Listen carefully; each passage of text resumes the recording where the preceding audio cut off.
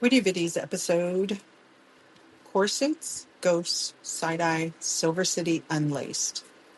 Welcome back to the Witty Bitties, where Nevada's quirks get the spotlight they deserve. Today we're heading to Silver City, a town so small even the tumbleweeds gossip. Silver City's population, elevation, high enough to make your secrets echo, and history so rich it makes Virginia City look like its flashy younger sibling. It's kind of a place where ghosts correct your grammar and women ran the show with corsets and side-eye. Buckle up. Silver City, the gateway with gumption. Founded in 1850, Silver City was a bustling pass-through for miners heading to the Comstock lode. It had mills, saloons, enough drama to fuel a soap opera. The Virginia City stole the spotlight like a drunk uncle at the wedding. But Silver City didn't die. It just got quieter, like your ex who moved to the desert to find themselves.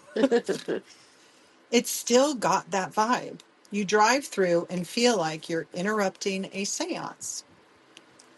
The women who ran the show. Let's talk about the real backbone of Silver City, the women. While the men were chasing ore and bad decisions, the women were building community, running businesses, and occasionally hiding whiskey in their prayer books. Prayer books. Take Claire Bell Witherspoon. She ran a boarding house, a bakery, and a matchmaking service, sometimes all in the same room. Legend says she once kicked out a miner for using too much lard and not enough charm. Wow. Then there was Sister Agnes, a nun who taught school by day and wrote scandalous poetry by night. Her verses were found tucked into hymnals decades later, including one that rhymed Comstock with cocky. Ooh. Silver City women didn't just survive, they thrived. They were the town's infrastructure, emotional support system, and unofficial council of sass. Eloise, now Ilula, not quite sure how to pronounce that, so I'm going to spell it for you, listeners. Eulalie. So I'm thinking it's Olula. Red McGrath, the hat maker with secrets. Now, she was better known as Red, so not for her hair, though rumor has it she dyed it with beet juice. Dye your hair with beet juice to make it go red? Wouldn't it go purple? I don't know. And attitude, but for her reputation. I say, for show's sakes, we should dye your hair with beets and see what it turns out. You're blonde. I say no. Red ran Silver City's only millinery, and her hats weren't just for fashion statements, they were for declarations. She stitched coded messages into the lining, love notes, warning, even a recipe for peach moonshine that allegedly cured heartbreak and hangovers. Well, moonshine would cure your heartbreak. You're so drunk you don't realize that, oh, my dog left me, my husband, like a real country song. How would it cure hangovers, man? Ooh, I've had moonshine and ooh. I don't know about the hangover. Well, the hangover part. Maybe her little warning note said, don't drink this. Very well could be. So she doesn't get it. She wasn't just a hat maker.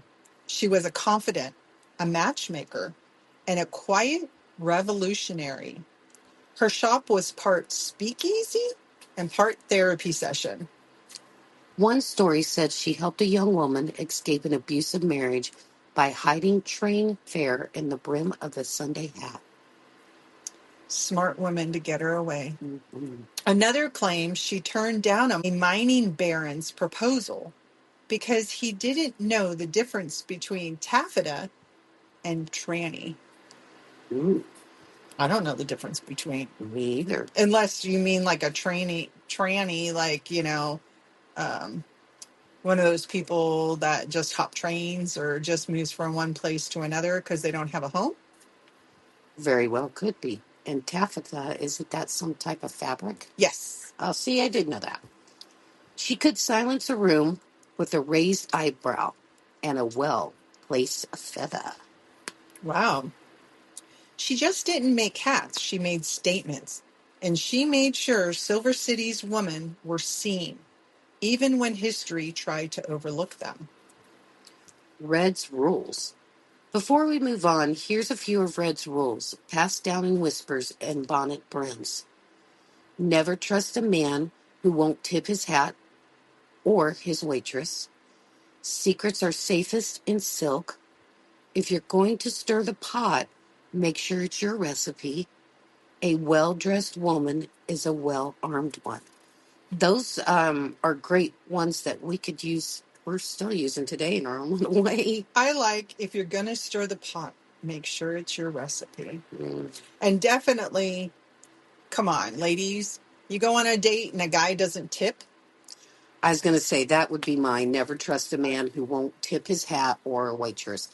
I always grew up with the hat thing being very polite. Like when you walked into a house or a church or sat You down took at a your hat table down. off, you took your hat off. But not a lot of people don't wear hats anymore. But if you don't tip your waitress, you're on a date and they're not tipping very well, that kind of tells you a little bit more.